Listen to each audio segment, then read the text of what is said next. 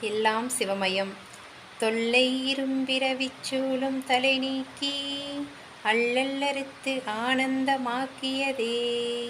எல்லை மறுவா நெறியளிக்கும் வாதவூரெம்கோன் திருவாசகம் எனும் தேன்.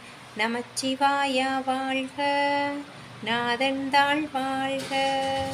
இமைப்பொழுதும் என் நெஞ்சில் நீங்காதான் தாழ் வாழ்க. கோவலியாண்ட குருமனிதன்தாள் வாழ்க. ஆகமம் ஆகி நின்று அன்னிப்பான் தாழ் வாழ்க.